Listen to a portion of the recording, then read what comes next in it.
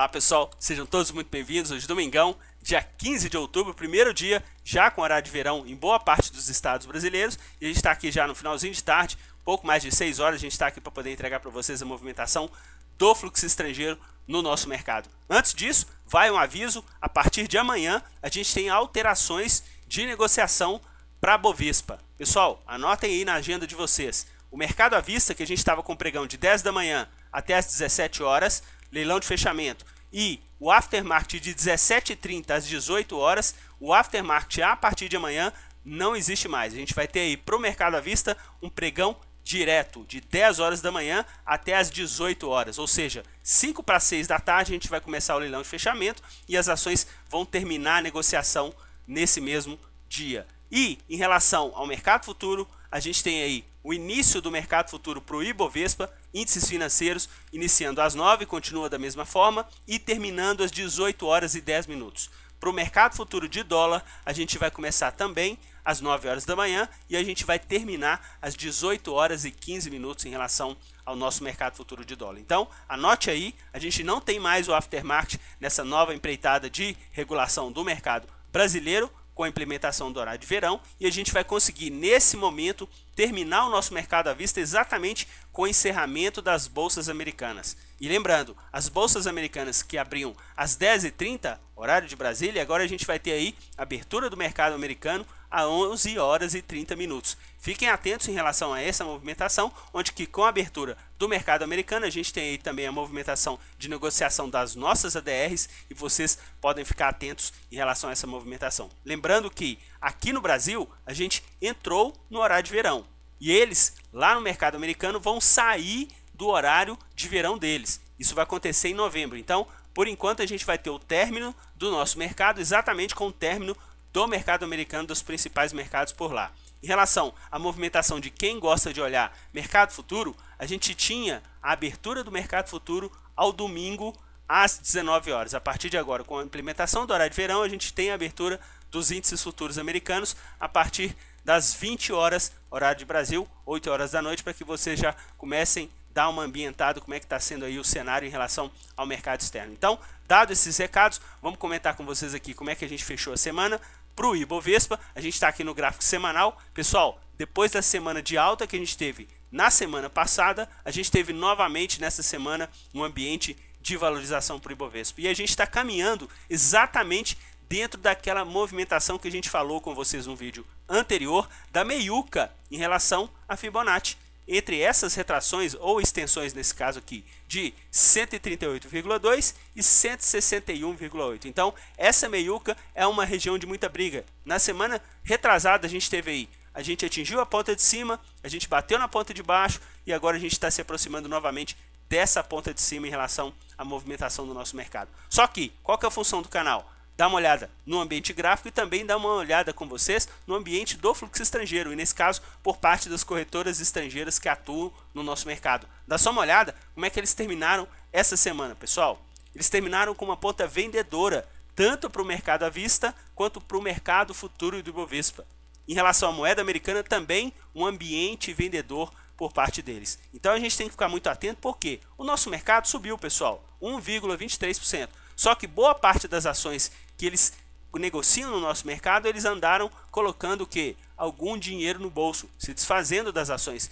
Principalmente as ações de quê, pessoal? As ações de peso. Dá só uma olhada nas 3 maiores vendas que a gente teve nessa semana que passou. Simplesmente as ações do Banco Itaú, as ações do Bradesco e também as ações de Ambev. Inclusive a Ambev com uma variação semanal de mais de 4%. E vocês que acompanham o nosso canal há bastante tempo, você sabe o tão comprador eles têm um fluxo de Ambev, já tem um bom tempo que eles estão colocando aí lucro no bolso. Em relação ao ambiente gráfico de Ambev, muitos têm aí uma impressão já bem clara no mercado que a Ambev tinha uma região de resistência de preços lá nos R$20. O ativo simplesmente já ultrapassou essa marca. Enquanto ele estava naquela acumulação, o que o fluxo estrangeiro estava fazendo, pessoal? Por parte dos corretores estrangeiros que a gente acompanha, comprando a rodo. Agora que o ativo ultrapassou esse patamar, simplesmente eles estão colocando algum lucro no bolso em relação a esse ativo. Então, vamos comentar aqui como destaque de ponta compradora na semana as ações de Vale, pessoal.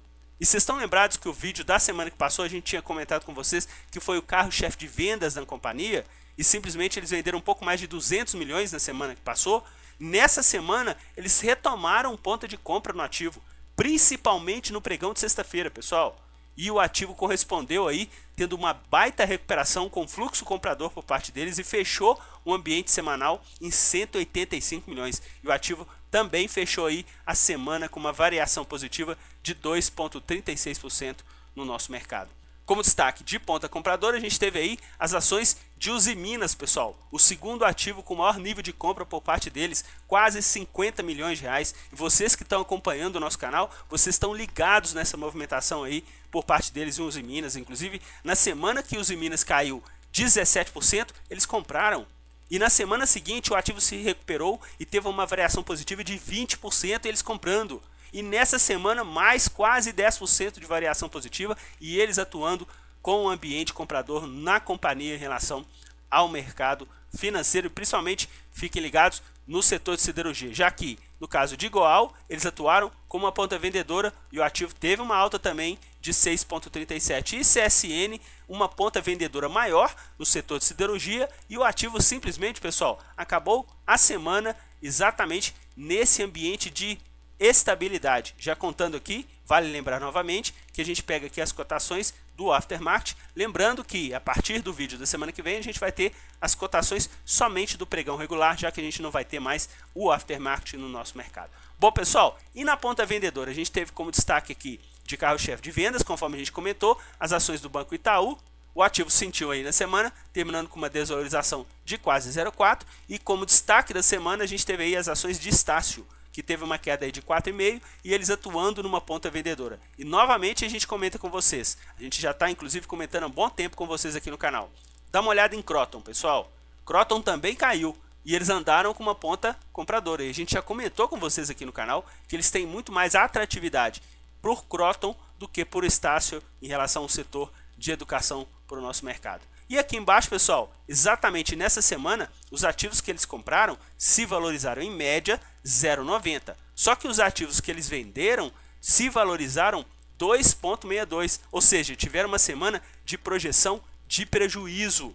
Eles também perdem, pessoal. E a gente está aqui no canal há mais de um ano para comentar isso com vocês. E se a gente verificar aqui, na semana que passou, a gente também teve aí uma movimentação por parte deles com uma projeção de prejuízo de quase 13 milhões de reais. E nessa semana, quase 14 milhões de reais. 2 semanas consecutivas que eles estão tendo aí projeção de prejuízo no nosso mercado à vista. Isso acontece. Não é muito usual, mas também acontece. E praticamente há 6 meses atrás, eles tiveram 2 semanas consecutivas de projeção de prejuízo lá no mês de abril para o nosso mercado à vista. Agora, dá uma olhada na quantidade de semanas que eles são ganhadores. E vamos ficar muito atentos porque eles estão se desfazendo principalmente nessa semana, em ativos de peso, né? Itaú, Bradesco, Ambev, e na outra mão eles tiveram aí uma recompra bem forte em relação às ações de Vale para o nosso mercado. Dando uma olhadinha na movimentação por parte deles no nosso mercado futuro, pessoal, a gente vai terminar os contratos do Ibovespa Futuro na próxima quarta-feira. Então, a gente vai ter praticamente liquidez no pregão de amanhã e de terça-feira para esse contrato do índice futuro. Eles tiveram uma semana de ponta vendedora e no pregão de sexta-feira a gente teve uma movimentação de alta e eles tiveram um ambiente de venda. No pregão de quinta eles tiveram um ambiente de compra bem expressiva, mais de 300 milhões no nosso mercado, com o mercado com uma leve queda. Então, eles estão praticamente administrando essas posições por parte dos contratos do índice futuro até o final desse contrato que vai se encerrar na quarta-feira. Já no dólar, pessoal, eles tiveram uma movimentação de venda na semana, muito impulsionado na movimentação que eles tiveram no pregão de quinta-feira e sexta-feira, pessoal. Dá só uma olhada que eles estavam com um acumulado de quase 30 milhões de saldo. E simplesmente nesses 2 últimos pregões, eles desfizeram de toda a posição de compra e já estão com o acumulado praticamente no 0 a 0.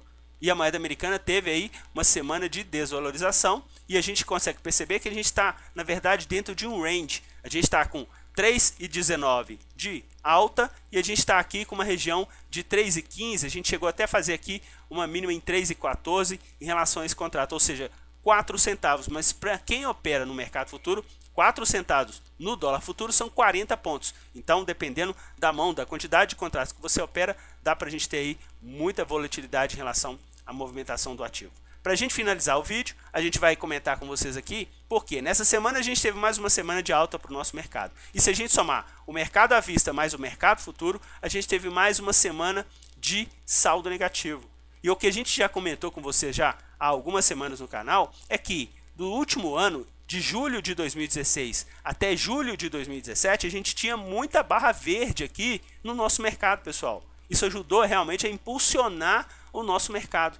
Só que nos últimos 2, 3 meses a gente está tendo muita barra vermelha, muito em função da posição vendedora que eles estão assumindo no mercado futuro. Mas a gente tem que começar a ficar atento, porque ativos de peso, conforme Ambev, no caso do setor bancário, Itaú e esses ativos que possuem muito peso, nessa semana também Bradesco, apesar que eles têm uma movimentação bem compradora de Bradesco no longo prazo, eles estão aproveitando esse ambiente dos nossos ativos de maior peso para colocar algum lucro no bolso. Então, vamos seguindo atento em relação a essas movimentações, porque foi muito bom a gente ter aí praticamente um ano, de julho de 2016 até julho de 2017, uma ponta compradora com muitas barras verdes no ambiente semanal, só que agora eles não estão tendo aí muitas barras verdes no nosso ambiente, somando o mercado à vista e futuro. E se a gente desmembrar, pessoal, mais uma semana onde que a gente viu aí o mercado à vista, que é a barra verde mais clara, e o mercado futuro com ambiente vendedor em relação a essas movimentações para os nossos ativos. Só que a gente está aqui para sempre poder entregar para vocês o que eles estão fazendo no nosso mercado, pessoal. E a gente sempre tem uma grande satisfação